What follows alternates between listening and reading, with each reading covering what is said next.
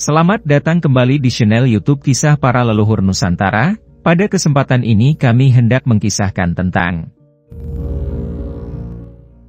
Kisah Joko Tingkir, pendiri Kerajaan Pajang bagian pertama. Banyak yang meminta gue untuk membahas Sultan Hadiwijaya alias Joko Tingkir. Ya, karena tokoh sentral ini banyak terkait sewaktu gue membahas tentang Panembahan Senopati pendiri Kerajaan Mataram. Oklah kalau begitu. Lanjut ya. Alkisah, terdapat sosok laki-laki tua yang tinggal di daerah Pengging yaitu Kebo Kenanga. Karena Kebo Kenanga tinggal di Pengging, maka sering disebut Ki Ageng Pengging. Ki Ageng Pengging ini merupakan murid terkasih dari Syekh Siti Jenar, dan ia adalah anak dari Pangeran Jayaningrat. Siapa Pangeran Jayaningrat itu? Pangeran Jayaningrat itu mempunyai keturunan dari Mahapatih Gajah Mada. Kesaktian Pangeran Jayaningrat ini begitu hebat. Ketika Senopati Majapahit berikut prajuritnya tidak dapat menaklukkan Raja Menak Badong dari Bali, ketika Raja Bali tersebut menggempur Jawa dengan 30.000 prajuritnya, wilayah timur Jawa sempat kocar-kacir. Nah, Pangeran Jayaningrat ini yang berhasil membungkam dan menumpas perlawanan Raja Bali ini.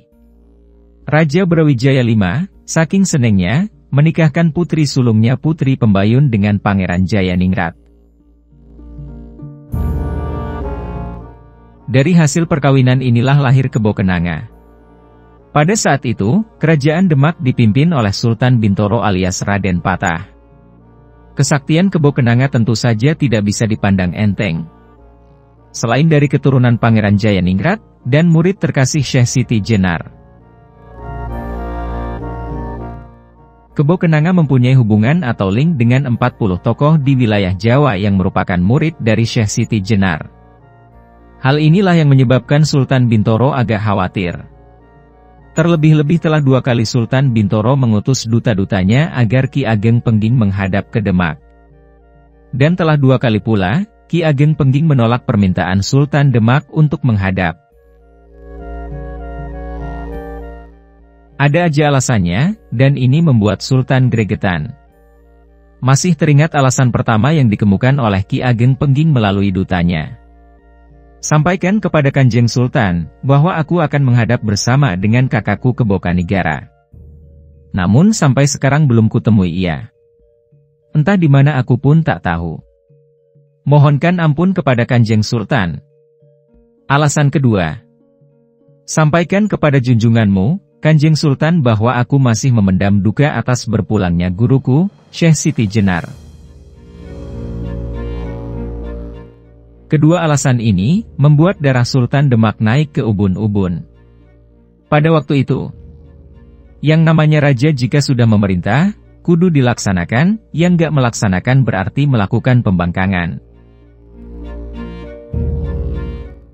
Jelas-jelas dalam pikiran Sultan Demak, Kebo Kenanga memang perlu dihukum. Kebo Kenanga memang sama dengan gurunya, oleh sebab itu hukumannya pun harus sama, yaitu hukuman mati. Penolakan Kebo Kenanga alias Ki Ageng Pengging untuk menghadap datang ke Sultan Bintoro dari Demak, terdengar pula oleh saudara kakak perguruannya yaitu Ki Ageng Tingkir. Ki Ageng Tingkir merasa perlu mendatangi Ki Ageng Pengging untuk mengetahui hal ihwal mengapa ia menolak untuk menghadap Sultan Bintoro.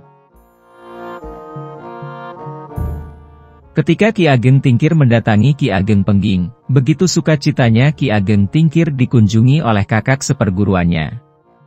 Ketika ditanya, kudengar engkau menolak untuk menghadap Sultan Demak.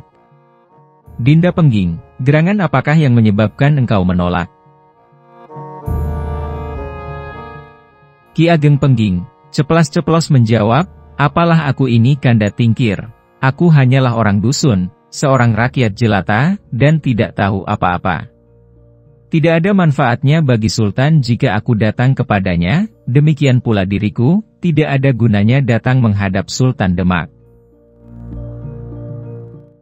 Apabila persoalan negara sebagaimana suratnya, sungguh aneh.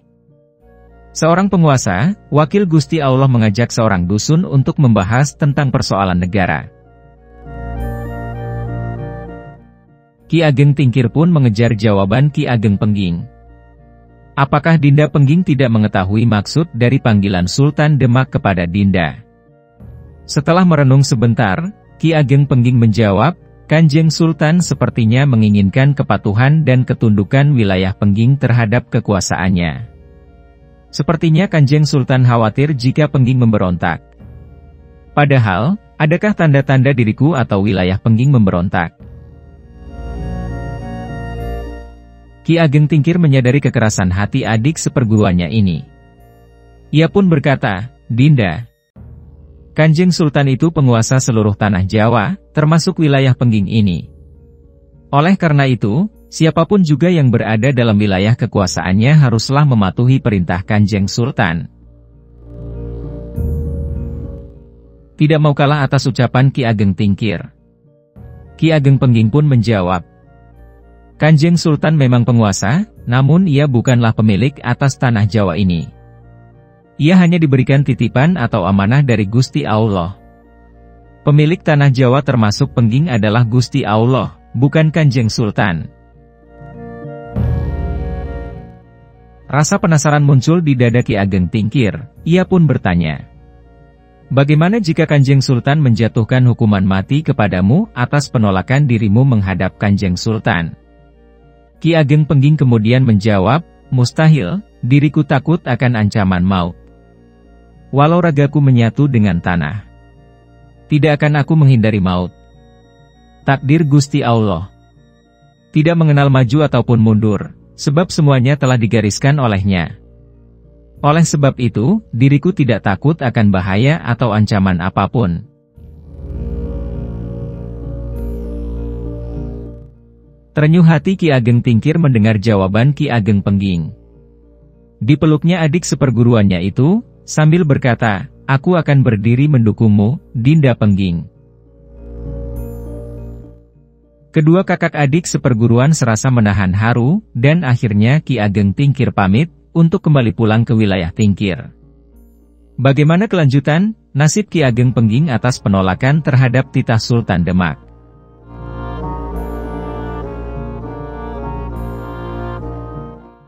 Para pecinta dan para subscriber YouTube Kisah Para Leluhur Nusantara, kiranya cukup sekian dulu, silahkan ikuti kisah-kisah selanjutnya di waktu dan jam yang sama, dengan cara klik subscribe dan juga loncengnya, agar Anda selalu mendapatkan notifikasi jika channel YouTube ini mengupload video kisah terbaru.